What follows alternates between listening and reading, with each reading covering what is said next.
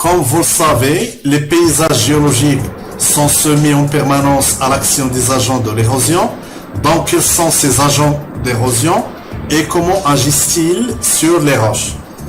En haute altitude, les reliefs sont soumis à une intense érosion sous l'action du gel et du dégel. Les roches éclatent et forment des éboulis. Donc, cette érosion par gel-dégel se manifeste par ce qui suit. La contraction et l'expansion des roches résultent des changements continus de la température au-dessus et au-dessous de 0 degré C.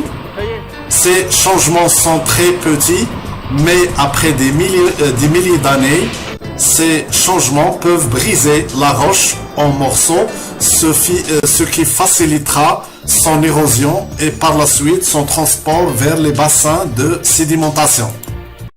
Toujours dans le cas de l'érosion mécanique des paysages géologiques, et comme vous le savez, la relation entre la végétation et l'érosion n'est pas simple.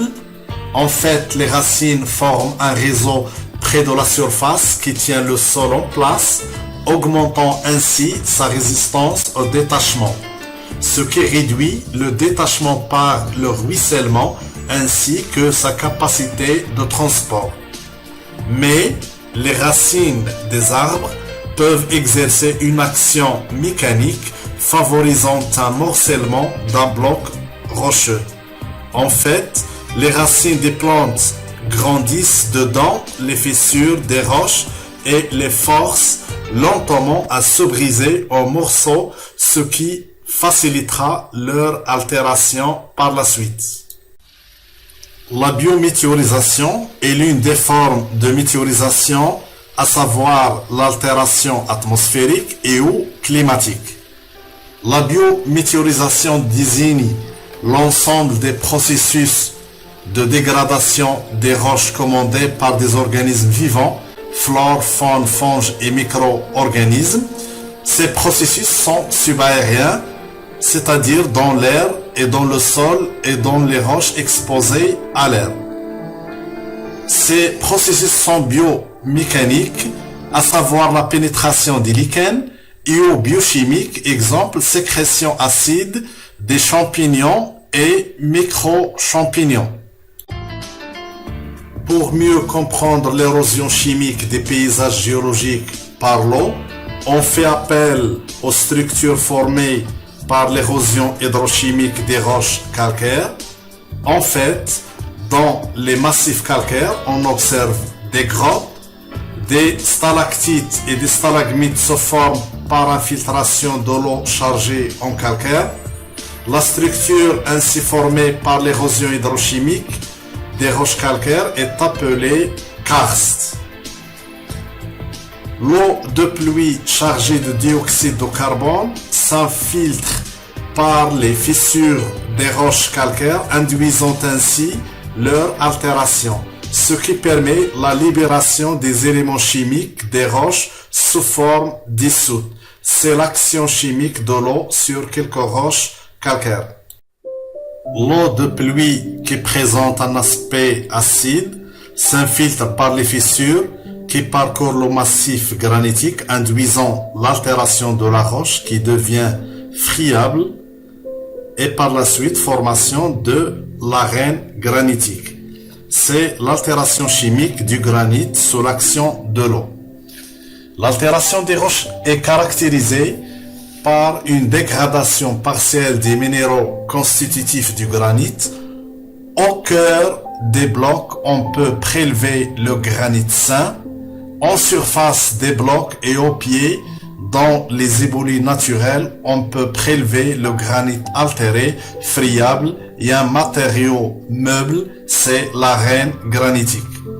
Avec le temps, l'altération du granit donne l'argile qui résulte de la transformation chimique du feldspath et du mica, alors que le quartz ne subit pas d'altération chimique. L'altération et l'érosion des paysages géologiques. On va commencer par définir l'altération. Qu'est-ce que l'altération des roches? L'altération désigne deux mécanismes qui agissent en permanence sur les roches D'une part, la fragmentation mécanique et d'autre part, la transformation chimique. L'altération dépend en fait de différents facteurs, la nature des roches, du climat ou la présence de végétation. Dans tous les cas, l'altération provoque la production d'éléments solides et de nouveaux minéraux et d'éléments solubles dans l'eau comme des ions. Ces différents éléments vont ensuite être transportés principalement par l'eau hors du site de leur production. Au niveau des paysages géologiques, ce mécanisme conduit à la formation de roches fragmentées mais également d'éboulis. Les éléments naturels provoquent une usure continuelle des roches et des sols. C'est l'érosion, qui façonne ainsi les paysages de multiples manières.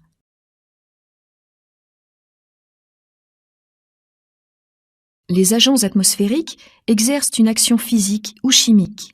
Le vent emporte de fines particules du sol qu'il redépose parfois très loin.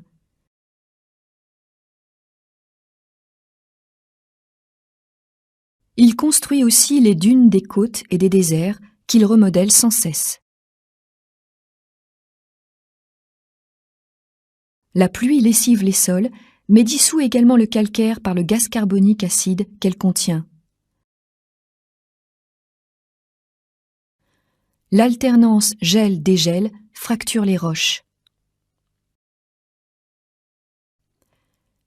Les cours d'eau creusent peu à peu des vallées en V, surtout là où le courant est rapide et le débit important. En rabotant le socle rocheux sous-jacent, les glaciers modèlent de larges vallées en U que l'on peut observer longtemps après leur disparition. Chaque année, les milliards de tonnes de sable, de boue, de roches constituent une bonne partie des sédiments qui sont ensuite transportés par l'air et l'eau. Ils finissent par s'accumuler par gravité, surtout au fond des mers, des lacs et des grands fleuves où ils forment d'épaisses couches sédimentaires. Avec le temps et sous certaines conditions de pression et de température, ces couches sédimentaires vont fortement se compacter jusqu'à former des roches dites sédimentaires, comme les calcaires et les grès. Sous l'action des mouvements géologiques, ces roches pourront se retrouver à l'air libre, où elles subiront à leur tour l'action érosive des éléments. Effectivement, l'altération recouvre les mécanismes qui modifient les roches sur place, à savoir la fragmentation mécanique d'une part et la transformation chimique d'autre part. La fragmentation mécanique modifie les roches physiquement. L'eau joue un rôle important dans ce mécanisme, notamment à travers des cycles de gel-dégel. L'eau, effectivement, peut s'infiltrer dans les petites fissures que l'on trouve à la surface des roches, et quand elle gèle dans ces fissures, elle augmente de volume et fracture ces roches. Une succession de cycles de gel-dégel conduit ainsi à la désagrégation mécanique des roches qui se manifestent sur les paysages géologiques par formation de roches fragmentées mais également d'éboulis. Maintenant, quelle est la différence entre l'altération et l'érosion? L'altération recouvre les mécanismes qui modifient les roches sur place. C'est un processus statique de production d'éléments. Les facteurs de l'altération sont la nature des roches, le climat avec notamment la quantité de précipitations ou encore de la présence de la végétation. En effet, les racines des végétaux produisent du CO2 qui va participer avec l'eau à l'altération chimique des roches. Quant à l'érosion, c'est un processus de mobilisation et de transport des produits de l'érosion. C'est un processus de transfert latéraux d'éléments en dehors de leur zone de production. Les agents de l'érosion sont l'eau principalement, mais également le vent et la glace qui est en relation avec la gravité. Bonjour à tous. Dans cette vidéo, nous allons discuter de l'altération et de l'érosion des reliefs terrestres. Après avoir visionné cette capsule, vous serez capable de définir l'altération des roches et illustrer ce concept, définir le processus d'érosion et comprendre le rôle de l'eau dans les processus d'altération et d'érosion. Qu'est-ce que l'altération des roches ? L'altération désigne deux mécanismes qui agissent en permanence sur les roches. D'une part, la fragmentation mécanique, et d'autre part, la transformation chimique. La fragmentation mécanique modifie les roches physiquement. L'eau joue un rôle important dans ce mécanisme, notamment à travers des cycles de gel et de dégel. L'eau peut s'infiltrer dans les petites fissures que l'on trouve à la surface des roches, et quand elle gèle dans ces fissures, elle augmente de volume et fracture les roches. Une succession de cycles de gel et dégel conduit ainsi à une désagrégation mécanique des roches. Au niveau des paysages, ce mécanisme conduit à la formation de roches fragmentées, mais également d'éboulis. La transformation chimique, quant à elle, modifie les roches d'un point de vue chimique. Il existe plusieurs types de réactions chimiques qui peuvent altérer les roches. Nous allons prendre deux exemples pour illustrer cette notion, un calcaire et un granit. Le calcaire est une roche composée de carbonate de calcium, noté CaCO3. Ca pour le calcium, CO3 pour le carbonate. Une telle roche peut subir une dissolution totale sous l'action de l'eau. L'eau de pluie va en effet absorber du CO2 atmosphérique, et cette pluie enrichie en CO2 va attaquer le calcaire et le dissoudre selon l'équation suivante. CaCO3 plus CO2 plus H2O donne 2 HCO3- et 1 Ca2+. La roche calcaire se dissout ainsi entièrement en ions hydrogénocarbonate et en ions calcium.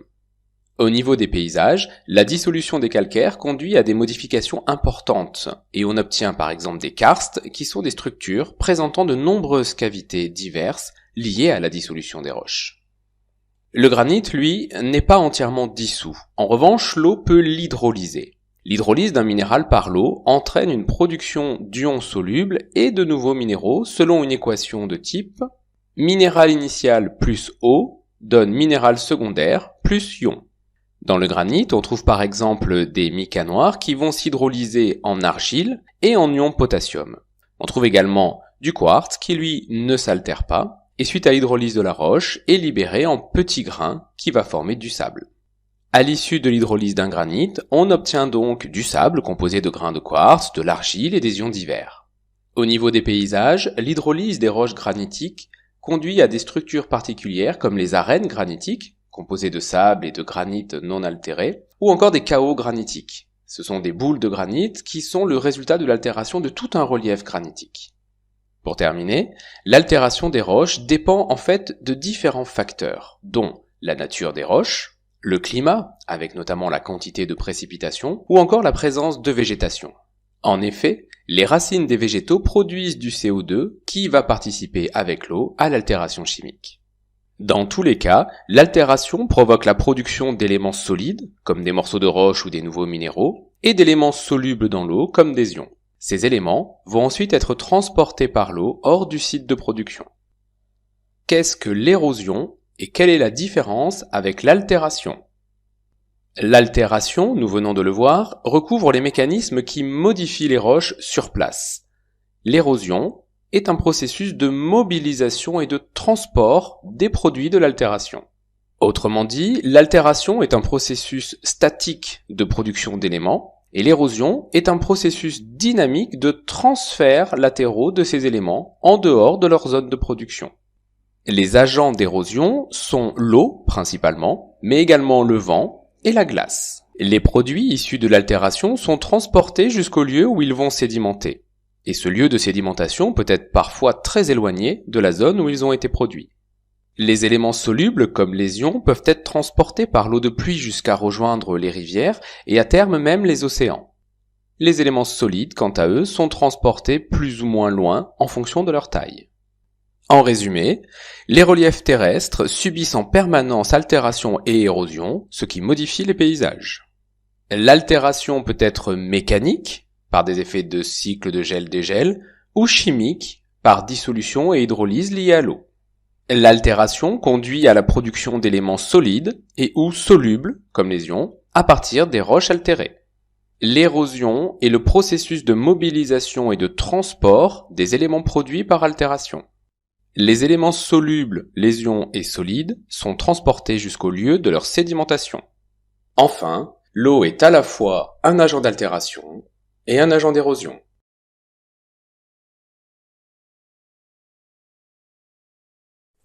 Influence de l'érosion sur les paysages géologiques.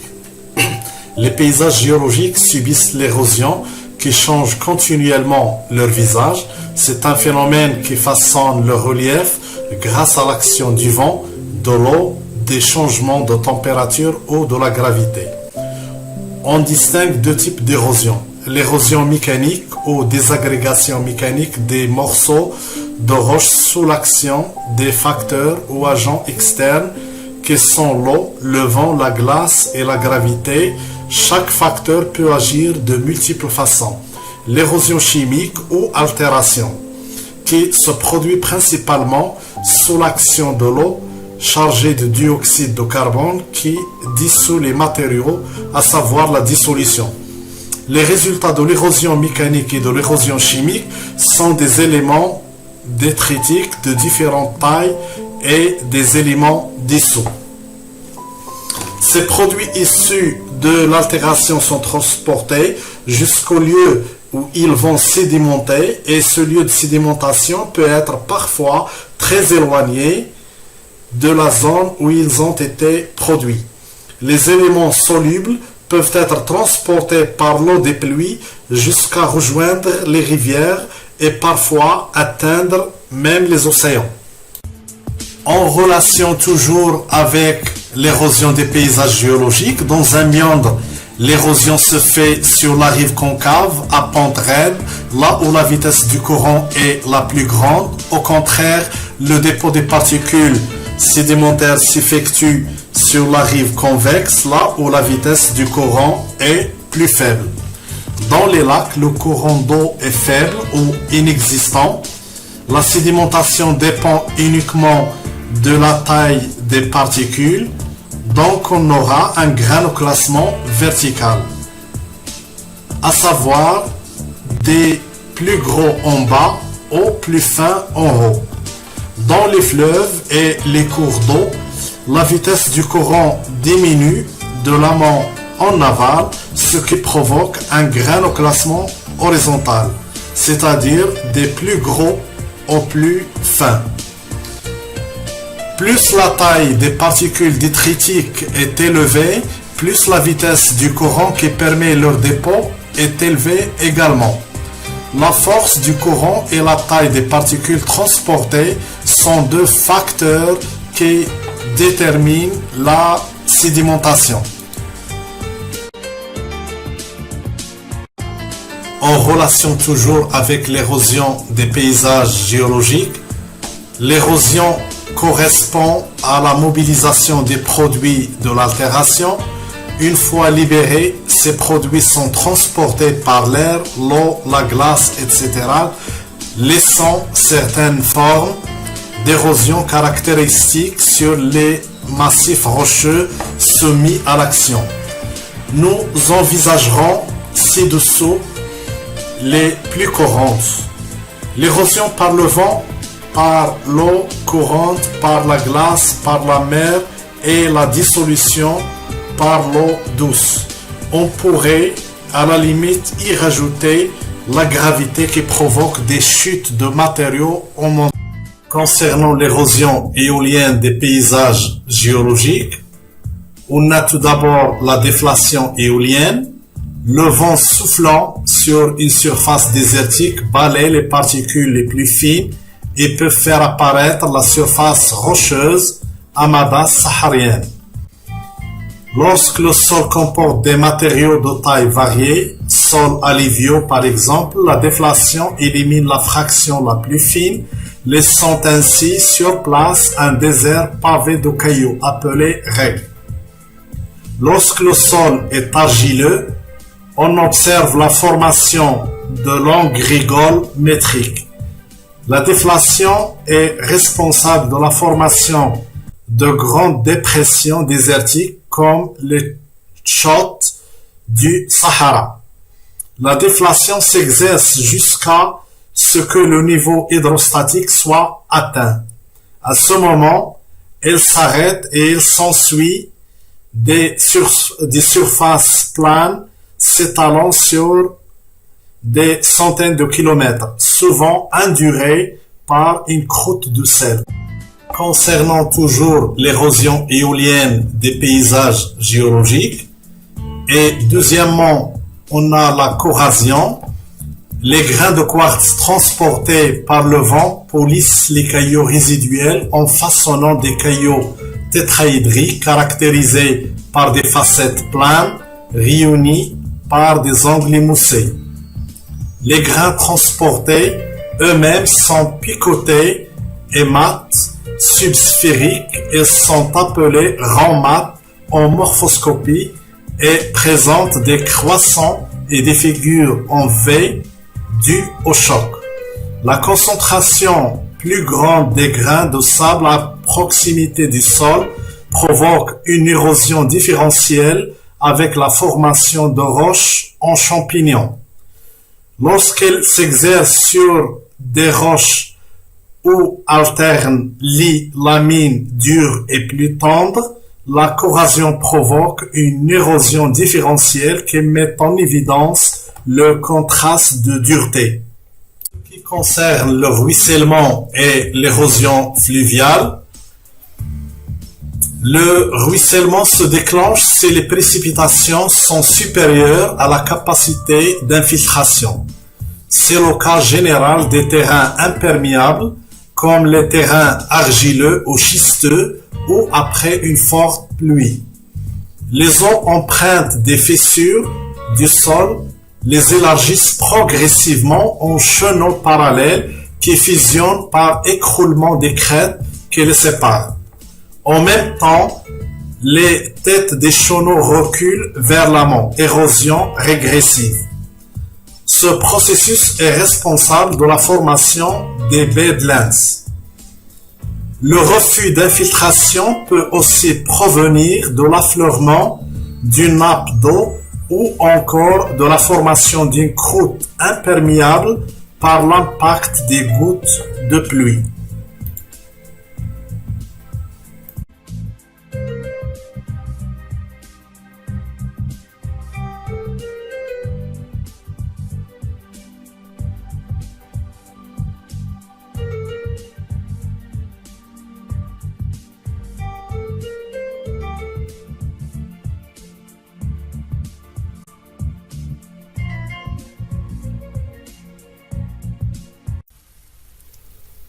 En relation toujours avec le ruissellement et l'érosion fluviale, en terrain calcaire, l'usure et la dissolution par les eaux de ruissellement forment les lapiaises qui sont des structures verticales suivant les lignes de plus grande pente. Les eaux courantes peuvent former des cupules de dissolution, forme de dissolution par les eaux courantes et de ruissellement. A. Vue générale de la paroi calcaire surplombant la rivière Fitzroy en Australie. La partie inférieure qui est blanche est régulièrement inondée par les crues de la rivière, alors que la partie supérieure est toujours exondée. Des formes de dissolution différentes en résultent, telles que les lapiaises, qui sont verticaux dans la partie supérieure de la paroi et des cupules dans la partie inférieure. Toujours en relation avec le ruissellement et l'érosion fluviale, dans les dépôts très hétérogènes tels que les moraines, la présence de blocs très lourds rend l'argile sur laquelle il repose plus compacte et la protège du ruissellement. C'est de cette façon que naissent les cheminées de fées ou demoiselles coiffées. Les choses granitiques sont dues à la mobilisation de l'arène, à savoir le sable issu de la désagrégation du granit, ce qui dégage les boules de granit non altérées, empilées en désordre. Les paysages réuniformes se développent dans des formations hétérogènes qui présentent des différences de solubilité entre dolomie et calcaire ou de dureté entre sable et grès.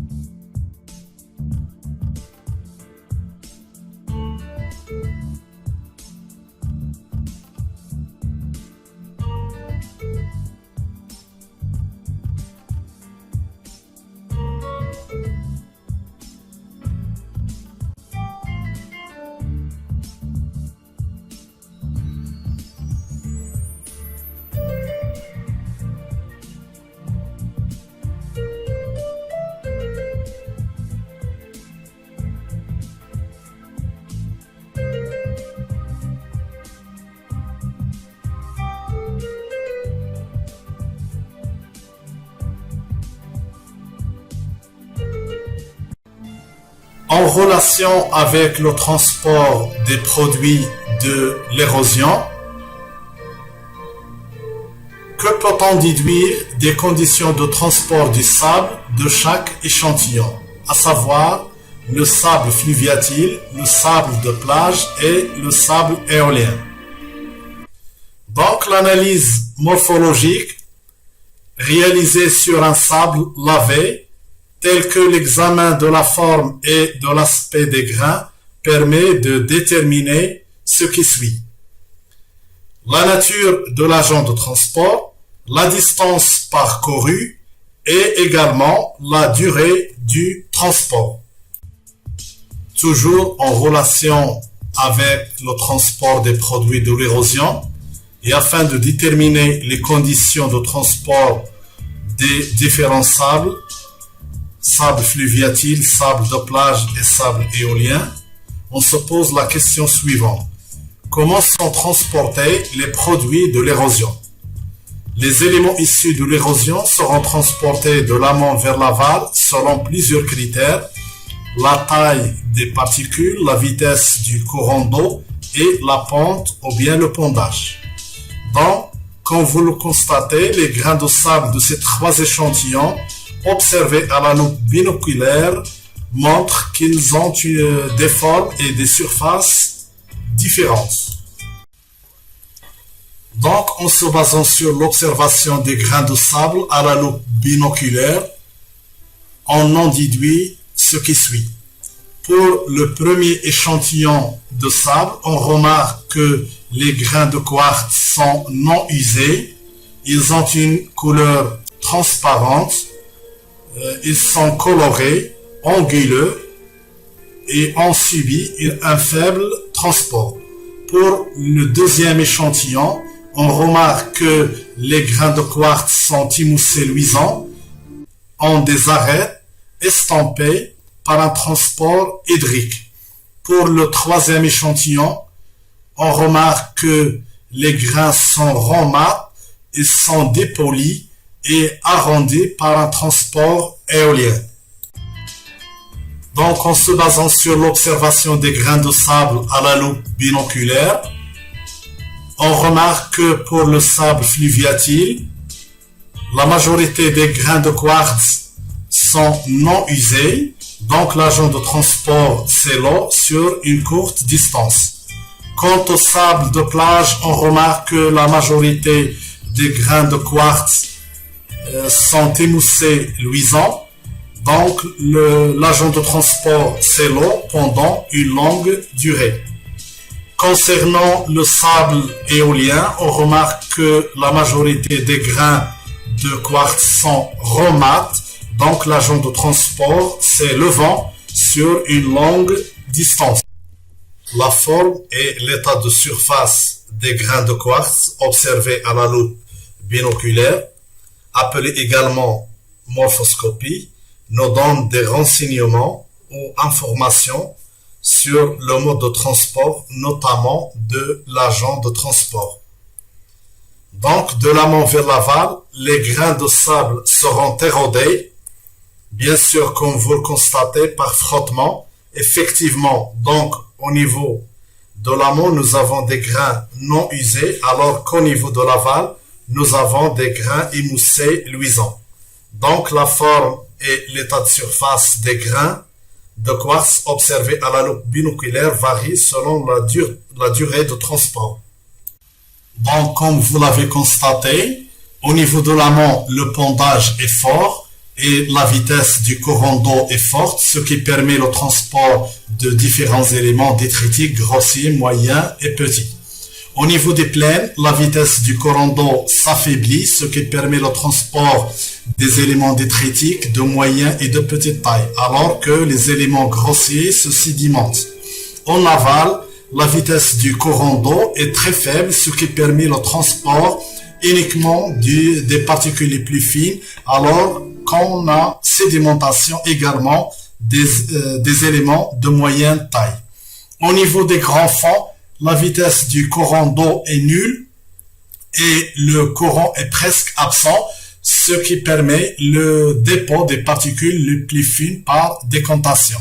Effectivement, la forme et l'état de surface des grains de quartz observés à la loupe binoculaire, appelée également la morphoscopie, nous donne des informations sur le mode de transport, notamment de l'agent de transport. Donc, de l'amont vers l'aval, les grains de sable seront de plus en plus érodés par frottement. Donc, au niveau de l'amont, les grains de quartz sont non usés, alors qu'au niveau de l'aval, les grains de quartz seront émoussés, luisants.